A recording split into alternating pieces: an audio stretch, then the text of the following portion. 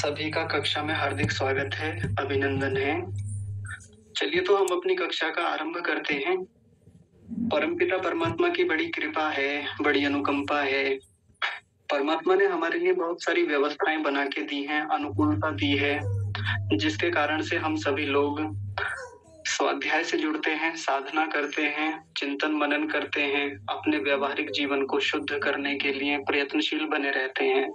तो परमपिता परमात्मा प्रत्यक्ष अथवा अप्रत्यक्ष रूप में जैसे भी हमारे साथ हैं, जुड़े हुए हैं, हमारे लिए सहयोगी बने हुए हैं, परम सहायक हैं हमारे।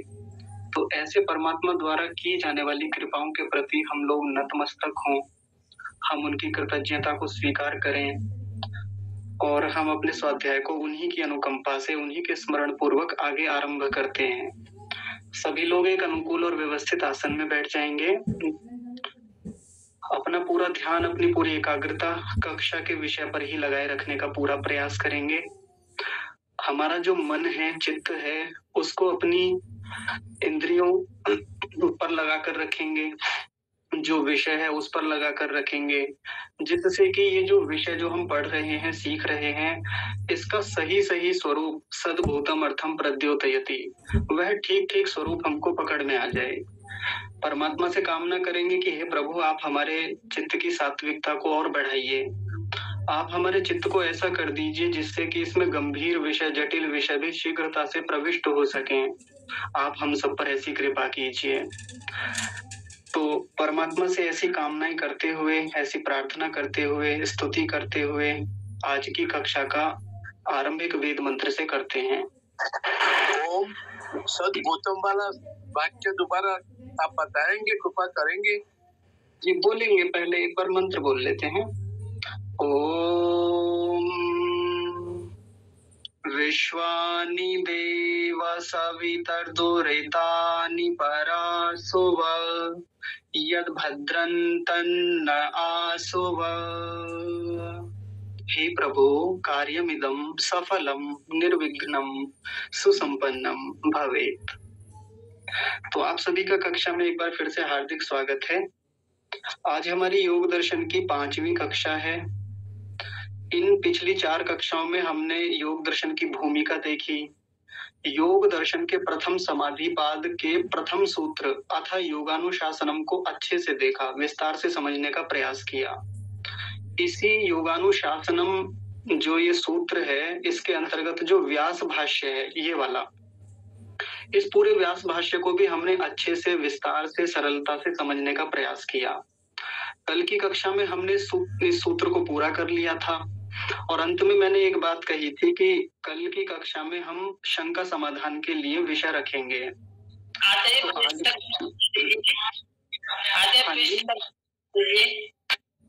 क्या माता जी, फिर से बोलिए। आचार्य जी पृष्ठ संख्या बता दीजिए, पृष्ठ संख्या बता दीजिए। जी जी, पृष्ठ संख्या है 19। हाँ जी, चलिए। तो अभी श्रीमान प्रहलाद ठक्कर जी ने, ठक्कर जी, तो आपने प्रश्न पूछा था कि वो जो मैंने एक वाक्य बोला था अभी, हाँ जी, सद्भूतम, देखिए लिखा हुआ तो है, हमने कल परसों में खूब पढ़ा है ये अच्छे से, ये लिखा हुआ। क्या सुनाइए दोबारा, क्या मतलब उसका दिमाग में बिठाना है? हाँ जी, मैं बता देता हूँ। यस्तु एकाग्रे चेतसी सद्भूतम अर्थम प्रद्योतयति। इसका मतलब ये है कि हम जिस वस्तु पर अपने चेतसी, चित्त को लगाते हैं, तो उस वस्तु का क्या होता है? सद्भूतम अर्थम, उसका सही सही अर्थ, यानी वो वस्तु जैसी है उसका वैसा का वैसा स्वरूप प्रद्योतयति, हमको प्रकाशित हो जाता है, दिख जाता है, स्पष्ट हो जाता है। कोई भी वस्तु हो, फिर कोई भी विषय हो, चित्त को लगाना होता है उस पे, करके लगाने से उसकी स्पष्टता हो जाती है। हाँ जी, बिल्कुल, बहुत सुंदर शोभनम, बिल्कुल ऐसा ही है। क्योंकि संस्कृत का ज्ञान इतना नहीं है, लेकिन जो हिंदी अनुवाद है उसको तो दिमाग में बिठा सकते हैं बहुत अच्छी तरह से। हाँ जी, जी ठीक है। तो चलिए विधिवत अब बातचीत को आगे बढ़ाते हैं। मैं सभी लोगों से निवेदन करूंगा कि एक रीति होती है प्रश्न पूछने की। जब हम अपनी शंका रखते हैं किसी के सामने तो माइक ऐसे ही खोल दिया कई बार तो उससे बाधा होती है। जैसे मेरी बात पूरी नहीं होती है कई बार और बीच में से माइक खोल दिया, अब ऐसे में मेरी बात पूरी हुई नहीं, जो मैं रखना चाहता था, प्रवाह टूट जाता है, बाकी लोगों को भी बाधा होती है। तो एक प्रश्न पूछने की उत्तम रीति क्या है? आप अपना हाथ खड़ा करेंगे, इसमें नीचे हाथ खड़ा करने का एक विकल्प है, देखिए जैसे मैंने खड़ा किया है अभी। फिर आप का मैं नाम लूंगा, आप अपने प्रश्न रखेंगे और विधिवत आराम से धैर्य से किसी भी प्रश्न का किसी भी शंका का समाधान किया जाएगा। तो आप अपने हाथ खड़े कीजिए और मैं चाहूंगा कि जो आपने अच्छे से चिंतन मनन करके प्रश्न तैयार किए हैं पिछले 4 दिनों में, आप केवल उन्हीं प्रश्नों को पूछिएगा। इसके अतिरिक्त जिन पर अभी विशेष चिंतन नहीं है, अभी ऐसे ही आ गए हैं, तो उन प्रश्नों को थोड़ा रोकने का प्रयास कीजिएगा। जी, सबसे पहले तेज कृष्ण जी हैं, आप बताइए। नमस्ते आचार्य जी। नमस्ते जी। जीव और चित्त में क्या अंतर है? जीव और चित्त में? हाँ, जीव और चित्त में क्या अंतर है? तो जीव तो आत्मा को कहते हैं, जो चेतन पदार्थ है, जो इस शरीर में रहता है, इस शरीर में काम करता है, प्रयत्न करता है, सुख दुख का अनुभव करता है, प्रयत्न करता है, उसको कहेंगे जीव या आत्मा। एक ही बात है, जीव कह लें या आत्मा। लेकिन चित्त जो है, जिसकी हम बात कर रहे हैं पिछले 4 दिनों से, वो चित्त जड़ वस्तु है। जड़ वस्तु का मतलब क्या है? उसमें अपना कोई ज्ञान नहीं होता, अपना कोई प्रयत्न नहीं होता, उसका सुख दुख का अनुभव नहीं करता वो, उसके भीतर कोई अपनी स्वयं की क्रियाएं नहीं होती हैं, दूसरे के चलाने से चलता है, दूसरे के द्वारा गति दिए जाने से गति होती है उसमें। उसको जड़ वस्तु कहते हैं, वो प्रकृति से बना हुआ है। ऐसा हमारा मन, ये आत्मा के साथ जुड़ा हुआ आत्मा का साधन होता है, आत्मा के साथ काम करता है। अंतर समझ में आया आपको? जी हाँ, जी हाँ, जी हाँ, समझ की ओर। हाँ जी, जी ठीक है। इसके साथ एक और प्रश्न है बस, उसके बाद जो ये चित्त की 5 भूमियां हैं, उसमें से पहले 3 क्या उसके वजह से निद्रा आलस के कारण से है, ये रजोगुण होने के कारण से है, और जो चौथा और 5वां है, इसमें एकाग्रता आती है, संप्रज्ञान समाधि आती है, तो इसमें क्लेश खत्म हो जाते हैं। इस और इन 3 में क्या फर्क है? हाँ, मैं बता देता हूँ।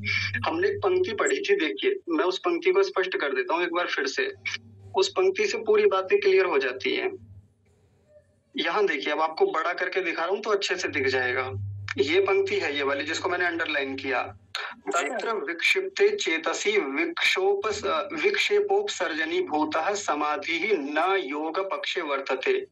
ये जो विक्षिप्त नाम की अवस्था होती है ना चित्त की, इसमें विक्षेप आते रहते हैं। विक्षेप का मतलब भटकता रहता है मन, चंचल होता है, एक विषय पर ठीक से टिक नहीं पाता, टिकेगा कुछ समय तक फिर हट जाएगा, इधर उधर का भटकाव आता रहेगा। इस कारण से इसको योग में नहीं काउंट किया जाता, इसको योग पक्ष में नहीं लिया जाता। ठीक है जी। अब जब इसको नहीं लिया जाता तो इससे पहले की जो 2 समाधियां हैं या चित्त की जो 2 भूमियां हैं, कौन सी? क्षिप्त और मूढ़, उनको भी नहीं लिया जाएगा, क्योंकि वो तो और भी खराब स्थितियां हैं, वो तो और भी कमजोर हैं। लेकिन इससे जो बाद की है, जो 2 बची, एकाग्र और निरुद्ध, उनमें विक्षेप नहीं आता, क्योंकि एकाग्र अवस्था और निरुद्ध अवस्था है ही वो अवस्थाएं जिनमें चित्त की वृत्तियां रुक गई हैं।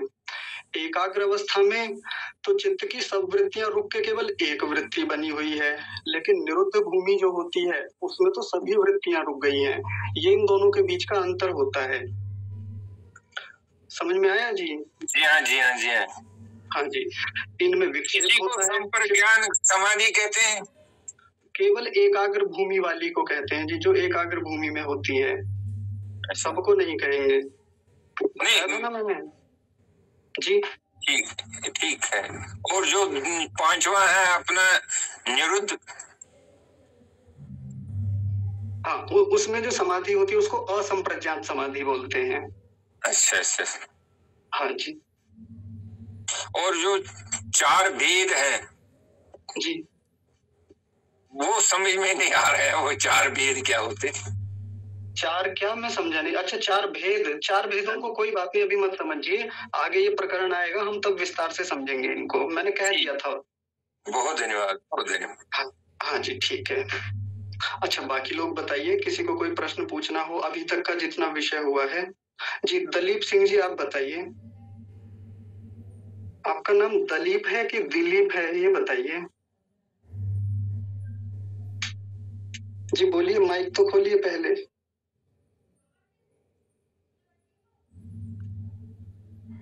चलिए, हो सकता है कुछ प्रतिकूलता हो। किसी अन्य को कोई प्रश्न नहीं पूछना? हाँ, देखिए, अगर आप लोग प्रश्न नहीं पूछेंगे ना तो फिर प्रश्न मैं पूछूंगा, क्योंकि प्रश्न ना पूछने का मतलब पता है क्या होता है? ये मतलब निकल के आता है कि आप लोगों को विषय स्पष्ट हो गया है, और जब मैं पूछूंगा तो फिर आपको बताना पड़ेगा। क्योंकि यदि मैंने मान लीजिए 100 किलो कैलोरी ऊर्जा यहाँ से खर्च की, तो मैं चाहता हूँ कि आपकी भी 1-2 कैलोरी तो खर्च हो, वो तो मैं करवाऊंगा जरूर। ठीक है, मीरा बेटी, आप बोलिए सबसे पहले। जी आचार्य जी, वैसे विशेष कोई अधिक प्रश्न नहीं है, लेकिन एक प्रश्न जो मेरे चिंतन में आ रहा है वही कर रही हूँ। आचार्य जी, जैसे एकाग्रता में, जैसे ध्यान में बैठता है कोई व्यक्ति तो एकाग्र कुछ स्थिति के लिए होता है, समझ लीजिए एकाग्र अवस्था अच्छी वाली आ गई है, उसमें भी अगर हम ईश्वर के किसी एक गुण का चिंतन कर रहे हैं तो उस स्थिति में हम जैसे ईश्वर के सर्वव्यापक सर्वज्ञ गुण का चिंतन कर रहे हैं, तो उसमें जो विचार है उस विचार, हम तो कई विषय सर्वज्ञ ईश्वर क्या क्या जानता है इस विषय में भी तो हमारी अलग अलग स्थितियां बनती है, मतलब एक ही विचार कहाँ केंद्रित हो पाता है आचार्य जी? कई विषय अगर ईश्वर वो जानता है, ईश्वर ऐसे जानता है, ईश्वर उन चीजों को जानता है, तो जो हमारी स्थिति होती है वो अन्य विषयों में भी तो जाके ये खोजती है और ये लाती है कि हाँ ईश्वर इतना जानता है, जहां तक हमारी वो स्थिति जा पाती है आचार्य जी। तो क्या ये एक ही विषय पर केंद्रित होना होता है? हाँ, मैं बताता हूँ। ये थोड़ा मुझे जी समझ गया, मैं प्रश्न समझ गया आपका। देखिए, सब लोग समझेंगे इनका प्रश्न क्या है। जब हम ध्यान में बैठते हैं और मान लीजिए हमने ईश्वर का एक गुण उठाया, सर्वव्यापक, कि परमात्मा सब जगह रहता है, लेकिन कहाँ कहाँ रहता है, तो हम जब विचार करते हैं कि पृथ्वी में भी रहता है, पृथ्वी के प्रत्येक कण कण में रहता है, पहाड़ों में भी रहता है, नदियों में भी रहता है, झरनों में भी रहता है, आकाश में भी रहता है, और इसके अतिरिक्त जितने भी हमको लोकांतर दिखते हैं, नहीं भी दिखते हैं, उन सब में रहता है। तो एक तरफ तो परमात्मा चल रहा है और एक तरफ दूसरा संसार भी आ रहा है साथ साथ में, यानी ये भी वृत्ति है, ये भी विषय है परमात्मा का भी, लेकिन और भी विषय बहुत सारे आ रहे हैं। कभी पेड़ों का आ जाता है बीच में चित्र मन में कि हाँ, पेड़ों में भी तो रहता है, पत्तों में भी रहता है, जड़ों में भी रहता है, तने में भी रहता है, फलों में भी रहता है। तो ये जो अलग अलग इतने सारे विषय आ जाते हैं, तो ये तो एकाग्रता कहाँ रही फिर? ये इसको क्या एकाग्र अवस्था कह सकते हैं? बिल्कुल कह सकते हैं। क्यों कह सकते हैं? विषय तो एक ही चल रहा है ना। अगर इनमें से परमात्मा हट गया और हम केवल वृक्ष के पत्तों पर ही सीमित हो गए, जाके केवल वृक्ष पर जाकर अटक गए, वृक्ष पर ही हमारा चिंतन रह गया, तब विषय बदल गया, विषय हट गया, तब एकाग्र अवस्था नहीं रही। परमात्मा रहना चाहिए, परमात्मा ही मूल में रहे, फिर चाहे वृक्ष आए बीच में, पहाड़ आए, झरने आए, अगर वहां से परमात्मा का जो सर्वव्यापक स्वरूप है वो ही हट गया तो फिर एकाग्रता नहीं रहेगी। लेकिन हाँ, यदि सर्वव्यापक बना हुआ है लगातार कि हाँ परमात्मा एक रस भरा हुआ है सभी जगह, चाहे फिर वो संसार की कोई भी वस्तु हो, तो बिल्कुल उसको एकाग्र अवस्था कह सकते हैं। लेकिन वो लंबे समय तक होनी चाहिए, वो लगातार उसका प्रवाह बने रहना चाहिए, टूटना नहीं चाहिए। ठीक है जी आचार्य जी। हाँ जी, ठीक है। आगे आइए, अंकुश जी हैं, आप बताइए। अंकुश जी।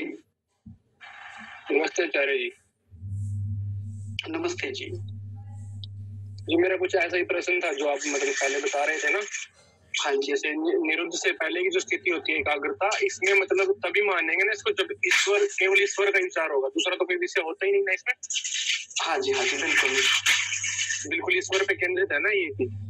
ईश्वर हो या कोई भी विषय हो, केवल बात ईश्वर की नहीं है। आप चाहे आत्मा को उठा लीजिए, आत्मा विषय है तो फिर आत्मा ही विषय रहे वहां पर, आत्मा के अलावा कोई और अगर चलो आत्मा और परमात्मा तो ये दोनों चेतन चीजें हो गई, अगर कोई तीसरी वस्तु है तो वो तो जड़ होगी, और जड़ का चिंतन करेंगे तो फिर वो भी इसी स्थिति में गिना जाएगा फिर?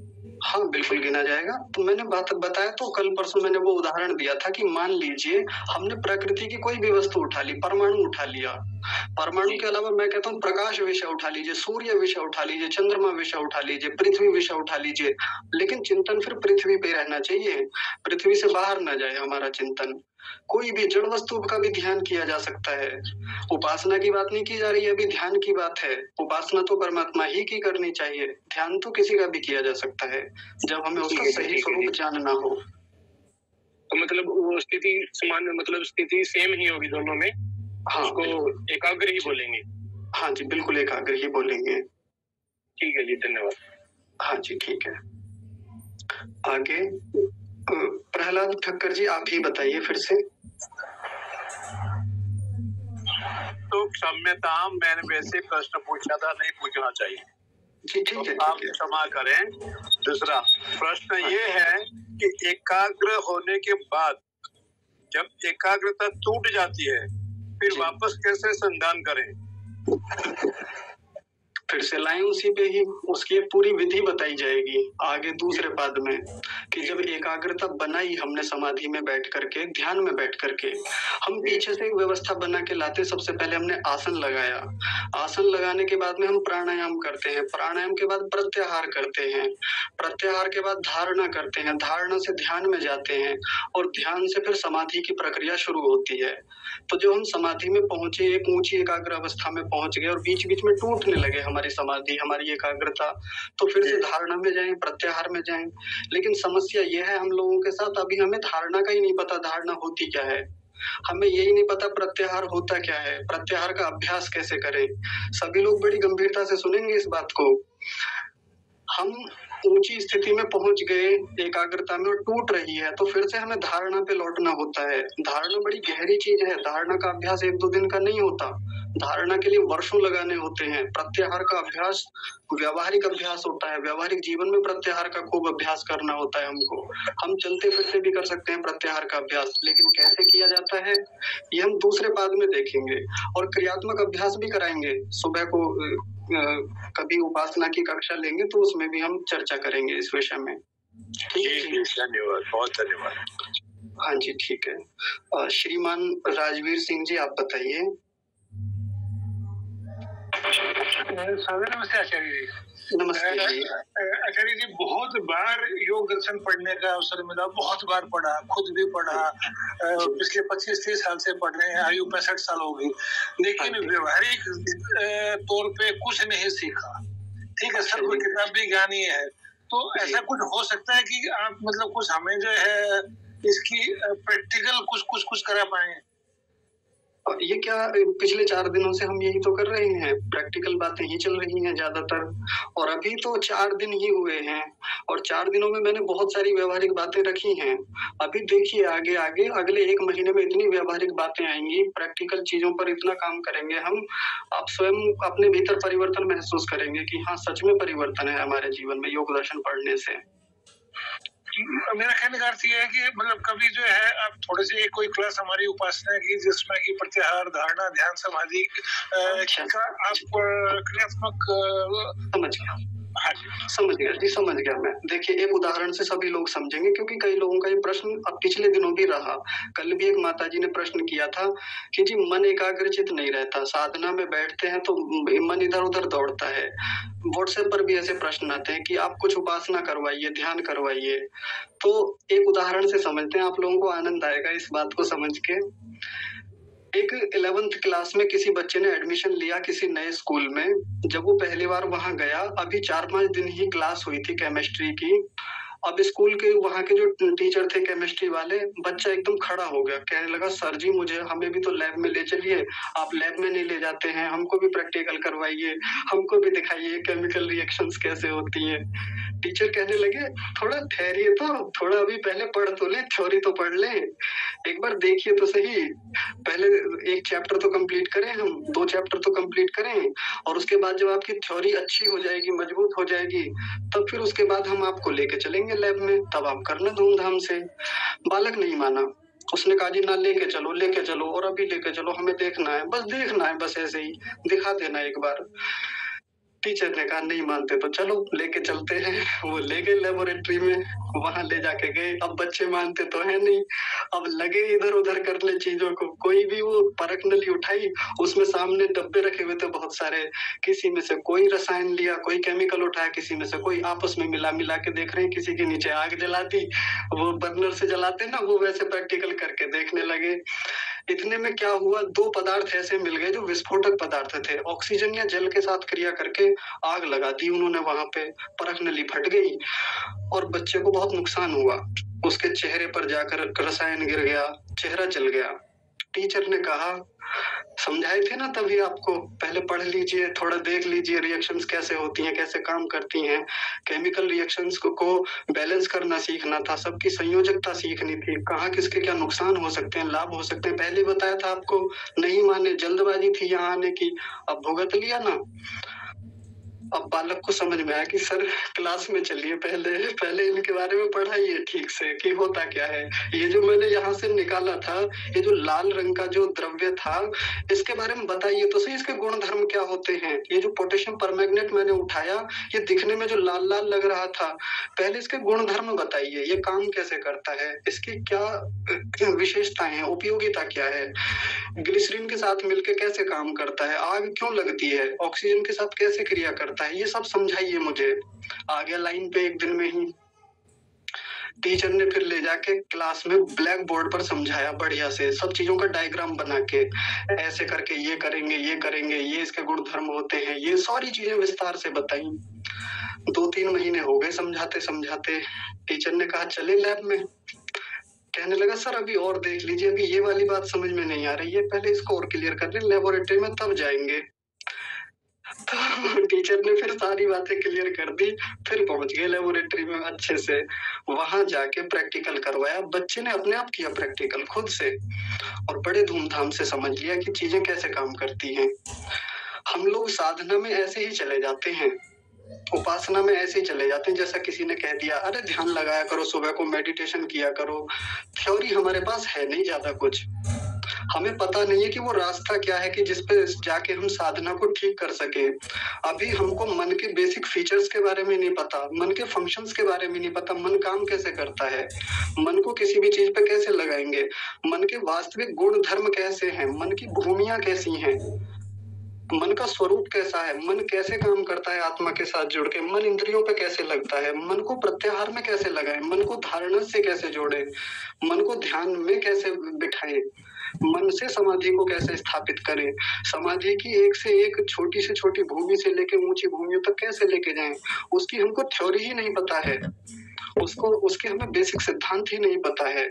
और हम क्या करते हैं, हम सीधा लेबोरेटरी में जाते हैं। कौन सी लेबोरेटरी? साधना नाम की लेबोरेटरी, मेडिटेशन नाम की लेबोरेटरी। और वहां जाके क्या करते हैं, हानि करते हैं, हम अपनी बहुत नुकसान करते हैं। पिछले 20 साल से साधना कर रहे हैं जी, पिछले 30 साल हो गए उपासना करते हुए, मन नहीं लगता है उपासना में, मन बहुत भटकता है। 50 साल के हो गए, हम 60 साल के हो गए, अब भी मन नहीं लगता, क्या करें, इतने दिन हो गए, इतना जीवन व्यर्थ कर लिया। तो मैं तो यही कहूंगा कि अभी हमने थ्योरी को ठीक से नहीं समझा और हमने जाके सीधे प्रैक्टिकल शुरू किए हैं। योग दर्शन उसी थ्योरी का विषय है, ये हमको पहले थ्योरी सिखाएगा, फिर उसके बाद हम प्रैक्टिकल की ओर जाएंगे। फिर मुझे साधना कराने की जरूरत भी नहीं पड़ेगी, मुझे क्या किसी को नहीं पड़ेगी। आप सीधे जाके धूमधाम से उपासना में बैठेंगे और आप देखेंगे कि कितना सुंदर ध्यान लगता है। बहुत अधिक प्रयत्न नहीं लगाने पड़ते, फिर ध्यान में जाके आराम से ध्यान लग जाता है हमारा। आचार्य जी। जी माता जी बोलिए। नमस्ते। नमस्ते। मेरा कहने का मतलब ये है कि ईश्वर सर्वाधार है, सर्वंतर्यामी, सब कुछ है ईश्वर। जो कुछ हम देख रहे हैं वो ईश्वर ही की शक्ति है। तो अगर हम ध्यान किसी वृत्ति या उसमें ओम पर ही टिकाए तो क्या मन एकाग्र ठीक रहेगा? बिल्कुल रहेगा, किसी भी वस्तु पे लगा सकते हैं जी। हाँ जी, फिर से बोलिए। क्या बोले आप आचार्य जी, द्वारा बताइए। मैं कह रहा हूँ किसी भी वस्तु पे लगा सकते हैं ध्यान को, किसी जड़ पे, चेतन पे, कैसी भी वस्तु हो सकती है। ओम पे, ओम होना चाहिए साहब। जी जी ठीक है। ठीक है, बस यही है। अब टूटता है ये ध्यान, ये तो हमारी कमी है ना, हम मन को एकाग्र नहीं कर पा रहे, इसलिए टूट जाता है। पकड़ के ले आओ उसे। नहीं समझेंगे अभी माता जी, बहुत सारी बातें हैं, अभी मन के बारे में तो समझ ले पहले, मन पर वो आगे बताइए, आप तब से आपका सब समझ में आ रहा है। ठीक है। अनु चौहान जी आपने हाथ खड़ा किया जी। अनु चौहान जी। ओम आचार्य जी। जी आचार्य जी, सबसे पहली बात तो ये है कि आपका जो पढ़ाने का तरीका मुझे बहुत अच्छा लगा, और दूसरी बात ये है कि जैसे ध्यान की बात कर रहे हैं आप, तो वैसे मैं आर्य समाज से जुड़ी हुई हूँ और काफी मतलब जाती हूँ कहीं भी, मतलब अधिकतर मैं रुड़की जाती हूँ, तो वहीं प्रोग्राम अटेंड भी करती हूँ। लेकिन आचार्य जी, एक मेरे घर में जैसे मैं पूजा करती हूँ ना सुबह शाम जी, तो आर्य समाज में जैसे कहते हैं कि मूर्ति पूजा नहीं करनी, तो हालांकि मैं अंधविश्वास नहीं करती, जैसे मतलब ये पितृ के दिन होते हैं, जैसे श्राद्ध होते हैं, तो इनमें भी मैं नहीं मानती इन चीजों को, बहुत ज्यादा नहीं मानती, लेकिन गाय को रोटी जरूर देती हूँ। तो जैसे पूजा करने वाली बात है, तो मेरे छोटा सा घर में शिवलिंग रख रखा है, तो मैं सुबह शाम जल चढ़ाती हूँ, और मैंने कई बार कोशिश की कि मैं बिना तस्वीर के, मतलब बिना शिवलिंग के मैं ध्यान करने की कोशिश करूं, तो वो नहीं कर पाती मैं। और मैं जब वहां से मुझे शांति मिलती है, और मैं मतलब मुझे नहीं पता मैं कितनी देर, मतलब मेडिटेशन टाइप ही मैं कर लेती हूँ, और सुबह को योगा और मेडिटेशन वगैरह मैं करती हूँ, और आधा घंटा 1 घंटा भी निकल जाता है मेरा, तो ध्यान केंद्रित नहीं कर पाती मैं बिना उसके, जैसे बिना तस्वीर के मंदिर में। जी। और आर्य समाज में कहते हैं कि ये चीज सब गलत है, तो मैं कंफ्यूज हूँ। हालांकि आर्य समाज की मुझे सारी चीजें अच्छी लगती हैं, मतलब ये समझ लो 90%, क्योंकि कुछ चीजों में फ्लेक्सिबल नहीं है वो। हाँ जी, तो उसमें फिर एकदम सबको बोल देते हैं कि ये सब चीज गलत है, ये नहीं करना चाहिए। तो मैं तो एक बहुत साधारण सी इंसान हूँ, तो मतलब मैं मंदिर से नहीं हट पा रही हूँ, अपने घर के मंदिर से। हाँ, कोई बात नहीं, आप करते रहिए, जहाँ आप कर रहे हैं आप जुड़े रहिए वहां से, मैं भी मना नहीं करूंगा, लेकिन अभी पहले थोड़ा सा और देख लें, हम आगे बढ़ जाएं। आगे बहुत सारी चीजें आएंगी जहाँ हम सीखेंगे सारी चीजें कि कैसे साधना के पथ पर आगे बढ़ा जाए, उसकी भी हम प्रैक्टिकल भी करेंगे, लेकिन पहले थ्योरी को देख लें, सिद्धांतों को समझ लें। जी, बाकी कर रहे हैं, करते रहिए उसको। जी, और वैसे मुझे मतलब बचपन से ही मुझे बहुत शौक है हर चीज से, मतलब बुक्स पढ़ने का। जैसे पहले ओशो की बुक्स थी, तो मेरे पापा जी पढ़ते थे, तो मैं चोरी से पढ़ती थी। हालांकि मेरी मतलब 50 की एज है मेरी। माता जी, मैं एक निवेदन करूं, आपको रोकने के लिए क्षमा चाहता हूं। हाँ जी। जो 4 दिन का विषय रहा है पिछले दिनों का, आप उससे कोई प्रश्न हो तो वो बताइए, क्योंकि बाकी लोग भी पूछने वाले हैं प्रश्न। अच्छा, नहीं, इसमें मैं पूरा प्रिपरेशन करके तभी आपसे क्वेश्चन करूँगी। आज मैंने केवल इसलिए बोला था क्योंकि बहुत कम थे क्वेश्चन करने वाले, इसलिए मैंने, हालांकि विषय से हटके बात कर रही हूँ मैं जी, तो थैंक यू, कर लीजिएगा, उसके लिए फिर कभी अलग से भी बात कर सकते हैं, लेकिन अभी केवल विषय से। हाँ ना, नहीं बिल्कुल ठीक है। मैंने सोचा, मैंने कहा ज्यादा कम लोग हैं, तो इसलिए मैं कोई बात नहीं। हाँ जी, सरिता राठी माता जी, आप बताइए।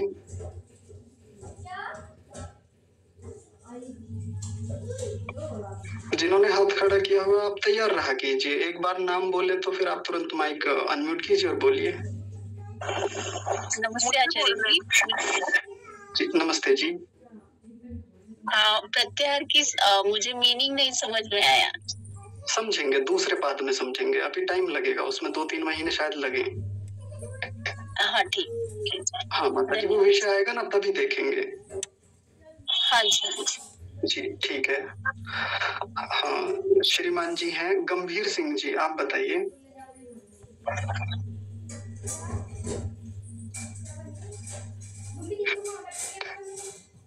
आप कुछ कह रहे हैं क्या? अंकुश जी, आपका भी हाथ खड़ा हुआ है। चलिए ठीक है। मीरा बेटी, आप बताइए, आपका कोई प्रश्न और हो तो। जी आचार्य जी, मेरा और एक प्रश्न है कि जैसे कि हम मेडिटेशन ही करते हैं, ध्यान करते हैं, और ये मान करके कुछ लोगों की मान्यता भी हो जाती है कि ये जो प्रकृति है वो जो प्रकृति में जो प्रकाश है या फिर ईश्वर ने जो किया वो ईश्वर ने ही किया है और प्रकृति का अपना कुछ नहीं है, ऐसा मानकर जब उपासना की जाती है, उस उपासना से हो सकता है हमारा ध्यान अच्छे से केंद्रित हो सके और हम उस विषय में आगे बढ़े, लेकिन वो जो वास्तविकता नहीं है और हम ये मानकर चलते हैं कि जो सूर्य का प्रकाश आ रहा है वो परमात्मा का ही प्रकाश है जो सूर्य के रूप में आ रहा है, उस रूप में अगर हम उपासना करते हैं आचार्य जी, तो क्या हमारी गति नहीं होगी ना? होगी, गति होगी, लेकिन वो ज्यादा दूर तक नहीं जाएगी, क्योंकि जो वहां पर हालांकि बात करेंगे इस पर भी तभी जब वो प्रत्याहार धारणा ध्यान को देखेंगे ना, वही बात होगी प्रैक्टिकल, जब हम चीजों को समझेंगे तो ये भी वही का विषय है। गति होती है लेकिन न्यून हो पाती है वो गति, क्योंकि परमात्मा के स्वरूप को ठीक से समझा नहीं है हमने और हम ऐसे ही बढ़ रहे हैं। जी ठीक है। ठीक है जी। मोहनलाल आर्य जी आप बताइए।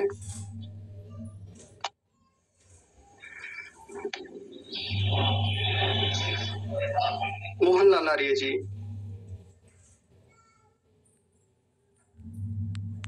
सतीश जी की आईडी से जो जुड़े हुए हैं आप बताइए। नमस्ते आचार्य जी। नमस्ते जी। मैंने विपश्यना का ध्यान अटेंड कर चुका हूँ। हाँ जी। और वहाँ पे सांसों पे लक्ष्य केंद्रित करके साधना करनी थी। हाँ जी। अब आप कह रहे हैं मुझे कि आप किसी वस्तु पे ध्यान रख कर कीजिए। जी। तो मैं ये समझ नहीं पा रहा हूँ कि अब मैं क्या करूँ। द्विधा स्थिति। आप उसी को कीजिए जिसको आप कर रहे हैं। मैंने बताया है कि इनको सब विषयों को आगे देखेंगे, अभी बस मूल बात यह है कि कल परसों का जो विषय हमने रखा है प्रथम सूत्र से, इस पर कोई प्रश्न हो तो वो बताइए। जो आप विपस्सना से कर रहे हैं ध्यान, उसी को कीजिए आप अभी जो कर रहे हैं। मतलब सांसों पे रखकर चल जाएगा ना? हाँ कीजिए आप, वो बढ़िया अभ्यास है, बहुत बढ़िया अभ्यास है, आप उसी को करते रहिए। धन्यवाद आचार्य जी। हाँ जी, मैं फिर कह रहा हूँ सभी लोगों से कि अभी ध्यान की बात हुई ही नहीं है।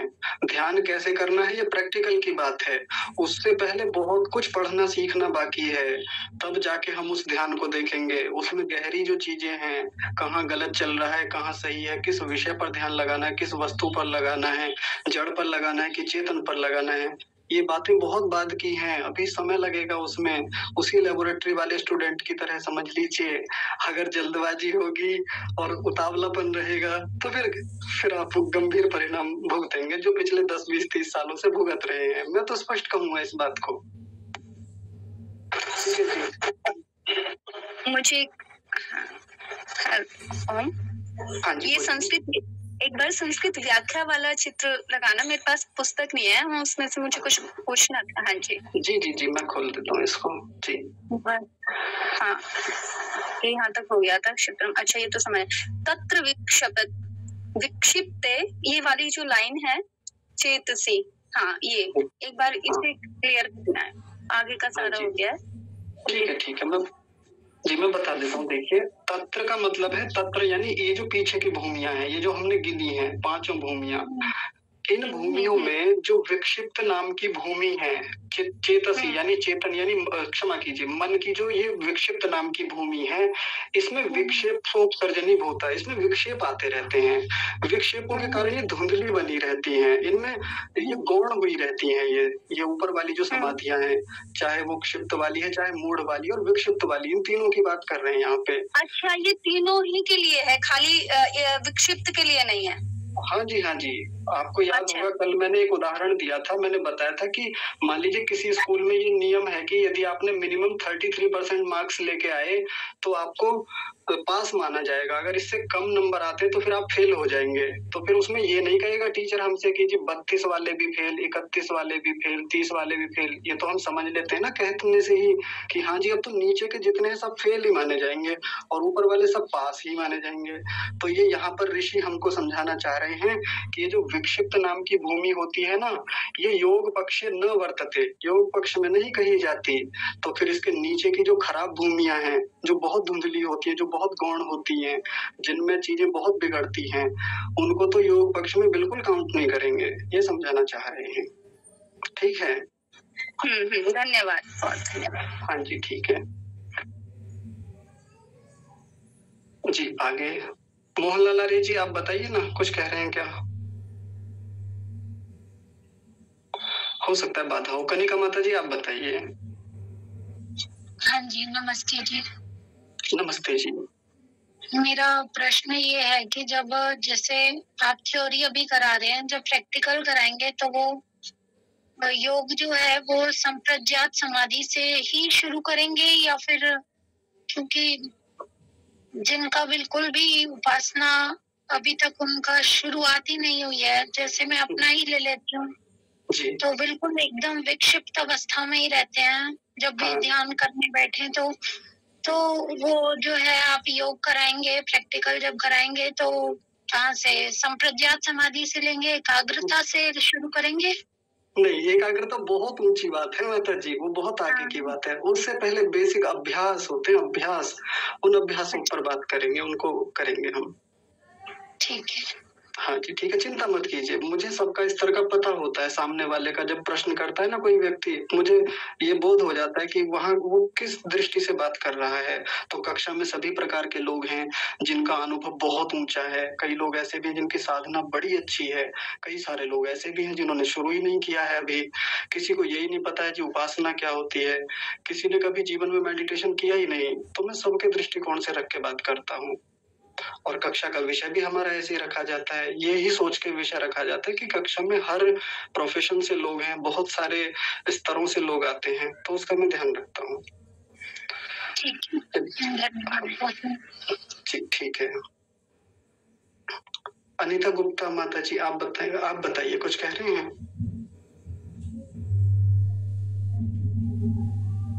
अनीता गुप्ता जी।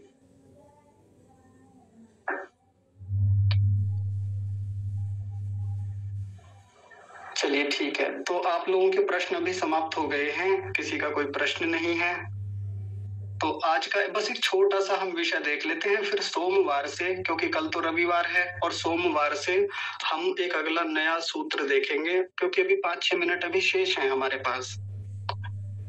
तो देखिए दूसरा सूत्र यहाँ से आरंभ होता है। पहला सूत्र हमने देख लिया था, पूरा कर लिया था समाधिपाद का।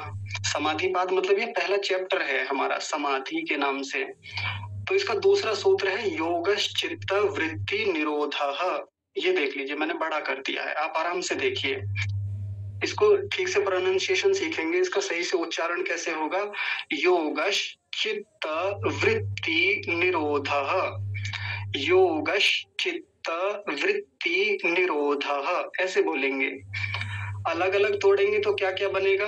योगः, म्यूट रखिए सभी लोग, योगः चित्त वृत्ति निरोधः, ये इसका संधि विच्छेद हो जाएगा। फिर से देखिए, एक शब्द है इसमें योगः, दूसरा शब्द है चित्त, तीसरा शब्द है वृत्ति, और चौथा शब्द है निरोधः।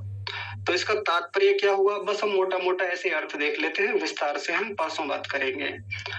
योग के बारे में और खोल रहे हैं ऋषि यहाँ पर कि योग होता क्या है, योग को और विशेष तरीके से समझाना चाह रहे हैं हम लोगों को। उन्होंने कहा कि योग जो है ना, वो चित्त की वृत्तियों को निरोध कर देने का नाम है। योग क्या है, जहां जाके हमारी चित्त की वृत्तियां निरुद्ध हो गई हैं। निरुद्ध का मतलब होता है रुक गई हैं, रुक जाती हैं, उसका नाम योग है। बड़े ध्यान से समझेंगे फिर से, योग किसका नाम है, जहां जिस मन की स्थिति में चित्त की सभी वृत्तियां रुक गई हैं। अच्छा, सभी वृत्तियों के लिए नहीं कहा, क्षमा कीजिएगा, यहाँ पर नहीं लिखा हुआ है अभी सभी वृत्तियां नहीं, जिस स्थिति में जाकर चित्त की वृत्तियां रुक गई हैं उसका नाम योग है। ठीक है, और हमारे यहाँ योग के नाम पर क्या क्या बातें होती हैं कि कोई व्यक्ति आसन कर रहा है, प्राणायाम कर रहा है, प्रत्याहार का अभ्यास कर रहा है, श्वास बाहर निकाल रहा है, अंदर कर रहा है, किसी चीज पे ध्यान को टिकाने का प्रयास कर रहा है, और कभी परमात्मा का ध्यान करता है, परमात्मा के किसी गुण पे चिंतन करता है। इन सब का नाम योग नहीं है, ध्यान से समझेंगे। ये तो योग का अभ्यास है। योग बनाने के लिए तैयारियां की जा रही हैं। योग के लिए कोई व्यक्ति प्रैक्टिस कर रहा है, अभ्यास कर रहा है, उसका नाम योग नहीं है। परमात्मा का ध्यान करने का नाम भी योग नहीं है। अभी एक दिन किसी ने मेरे पास एक संदेश भेजा कि परमात्मा की उपासना करना, परमात्मा के गुणों का चिंतन करना, परमात्मा ही के आनंद में अपने को मग्न करना योग होता है, इसी को योग कहते हैं। नहीं, ये योग नहीं है, ये योग का अभ्यास है। ये योग के फल हो सकते हैं कि योग से परमात्मा का आनंद मिलता है, परमात्मा का सामीप्य मिलता है, या हम अपने स्वरूप को जान पाते हैं। लेकिन ये योग नहीं है। योग तो चित्त की एक स्थिति है, एक अवस्था है, जहां जाके वृत्तियां रुक जाती हैं। वृत्तियों को रोक लिया है आत्मा ने। मन में बहुत सारी वृत्तियां चलती रहती हैं। अब आप सबके मन में एक बात आ रही होगी, वृत्ति क्या होती है? वृत्ति शब्द बार बार बोला जाता है। जो लोग योग दर्शन पढ़ना शुरू करते हैं उनके सामने वृत्ति शब्द बहुत आता है, बहुत कहा जाता है, लेकिन किसी को स्पष्ट नहीं होता कि वृत्ति होती क्या है। तो आज इसको बड़ी सरलता से समझने का प्रयास करते हैं। वृत्ति किसे कहते हैं? जब योग दर्शन पढ़ना शुरू किया और जब मैंने वृत्ति शब्द पूछा, क्योंकि मैंने YouTube से पढ़ा योग दर्शन, केवल YouTube से से और पढ़ा था। अब वहां जब वृत्ति शब्द को सुना तो महीनों लग गए इस वृत्ति शब्द को समझने में। लेकिन जब इस पर गहराई से काम किया तब समझ में आया कि वृत्ति तो बड़ी कमाल की चीज है, इतनी आसान चीज नहीं होती। तो आज देखिए ये वृत्ति क्या होती है, हम इसको समझते हैं। बस तनिक रुकिए, मैं आपको एक चित्र लेके दिखाता हूँ। उस चित्र से सारी बातें स्पष्ट हो जाएंगी आपको।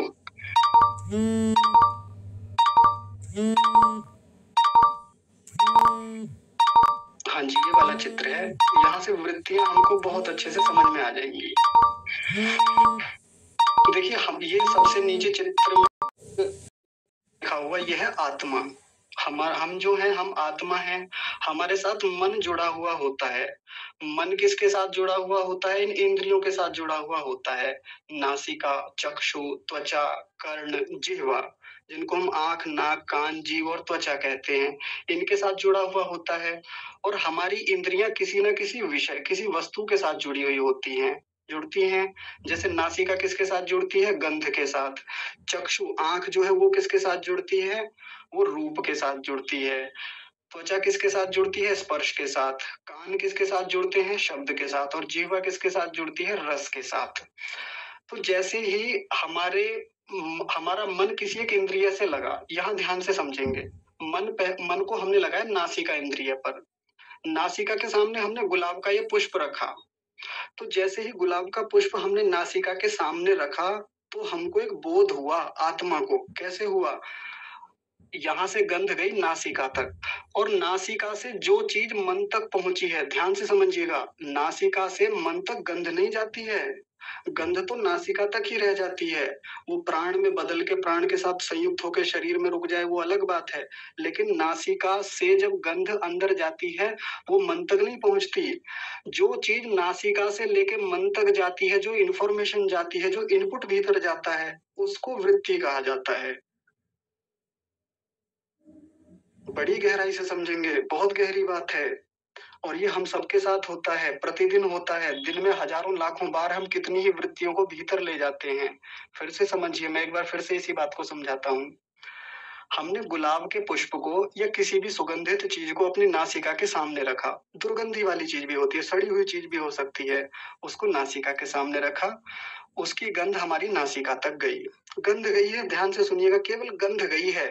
लेकिन जब वो गंध की इंफॉर्मेशन मन तक जाती है और मन से फिर आत्मा तक जाती है, तो आत्मा को क्या होता है? बोध होता है। आत्मा को ज्ञान होता है उस बात का, आत्मा को अनुभव होता है। तो जिस चीज का अनुभव होता है, जो चीज भीतर गई है, जो विचार भीतर गया है, जो इंफॉर्मेशन भीतर गई है, जो इनपुट भीतर गया है, जो डाटा भीतर गया है, जिसको आज की भाषा में हम डेटा ट्रांसफर जैसा कुछ कहते हैं। आजकल डेटा ट्रांसफर चलता है ना किसी भी इलेक्ट्रॉनिक गैजेट में। जैसे मैं कुछ भी डाउनलोड करता हूँ तो बिट्स की फॉर्म में मेरे फोन में बहुत सारी चीजें आ जाती हैं। इमेज जो आती है वो बिट्स की फॉर्म में आती है, ट्रांसफर होती है। हम ब्लूटूथ से ट्रांसफर करते हैं, व्हाट्सएप से ट्रांसफर करते हैं। दिखती नहीं है जाती हुई वो हमको, कहाँ से गई, किस रास्ते से गई। लेकिन वो जो जा रही है, वो जो इनपुट आ रहा है, जा रहा है, वो वृत्ति होती है। शास्त्रीय भाषा में उसको वृत्ति कह सकते हैं, व्यापार कह सकते हैं, वृत्तियों का व्यापार। आना जाना। तो ये जो चीज नासिका से हमारे मन तक गई उसको बोलेंगे वृत्ति। किस चीज की वृत्ति आई भीतर तक? गंध की वृत्ति आई। सुगंध भी हो सकती है, दुर्गंध भी हो सकती है। तो मन